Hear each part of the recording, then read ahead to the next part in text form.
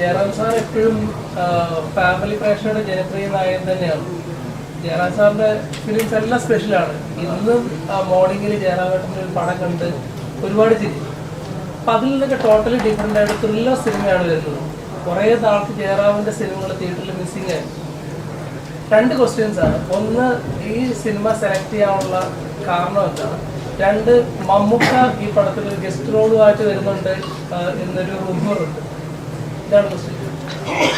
ഒന്ന്, ഇത് സെലക്ട് ചെയ്യാനുള്ള കാരണം ഇത് ഗോസ്റ്റ് സെലക്ട് ചെയ്യാനല്ല. അല്ല, ഞാൻ പറഞ്ഞില്ലേ നേരത്തെ, ഒരു നല്ല ഒരു നമുക്ക് തന്നെ 100% ഒരു സാറ്റിസ്ഫൈഡ് ആയിട്ടുള്ള ഒരു സിനിമ ചെയ്യാൻ വേണ്ടിയിട്ട് കുറേ വെയിറ്റിംഗ് ആയിരുന്നു. ആ സമയത്താണ് മിഥുൻ വന്നിട്ട് എൻ്റെ അടുത്ത് കഥ പറയുന്നത്.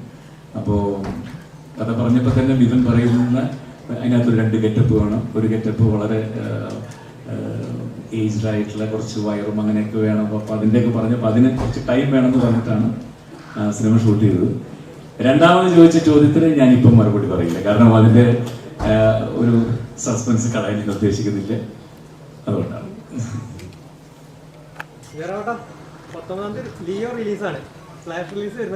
അല്ല, ഒരുപാട് സിനിമകളല്ലേ വരുന്നത്. ലിയോ മാത്രമല്ല, ലിയോ വരുന്നു, ഹിന്ദി മറ്റേ ഇത് വരുന്നു, ടൈഗർ നാഗേശ്വര റാവു വരുന്നു, അப்புறம் ബാലയ്യ പ്രമുഖരില് അത് വെറുതെ നിറയെ സിനിമകളാണ്. അപ്പൊ എനിക്ക് തോന്നുന്നു ഓരോ സിനിമയ്ക്കും ഈ നവരാത്രി ഈ സമയത്ത് അതിന് ഓരോ സിനിമകൾക്കും അതിൻ്റെതായിട്ടുള്ള സ്പേസ് ഉണ്ട്. അപ്പോൾ അത് മറ്റേ ലിയോ കണ്ടവർക്ക് അത് കാണാം, ഗോസ്റ്റ് കണ്ടവർക്ക് ഗോസ്റ്റ് ഉണ്ട്. ഒരുപാട് എല്ലാ സിനിമയ്ക്കും അതിൻ്റെതായിട്ടുള്ള സ്പേസ് ഉണ്ട്. പിന്നെ ജനങ്ങൾ ഏത് സെലക്ട് ചെയ്യുന്നത് ഒന്നും പറയാൻ പറ്റില്ല. അതൊരു തിയേറ്ററിൽ നടക്കുന്നൊരു മാജിക് അല്ലേ.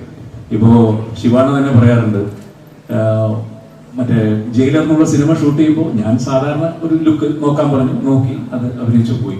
പക്ഷെ ആ ഒരു ക്ലോസപ്പിൽ ഇത്ര ഒരു മാജിക് നടന്നിട്ടുണ്ട് എന്നുള്ളത് ആ സിനിമ റിലീസായി തിയേറ്ററിൽ വന്ന് ആളുകൾ പറഞ്ഞു തുടങ്ങിയപ്പോഴാണ് മനസ്സിലാവുന്നത്. പറഞ്ഞു ഇത്രമാത്രം ഉണ്ടോ എന്ന്. കാരണം ഫസ്റ്റ് ഷോ കണ്ടിട്ട് ഞാൻ തന്നെ അദ്ദേഹത്തെ വിളിച്ചു പറഞ്ഞു, സാർ അമേസിങ്, 2 സീൻ എനിക്ക് എന്ന് ഇത്ര വെച്ചു.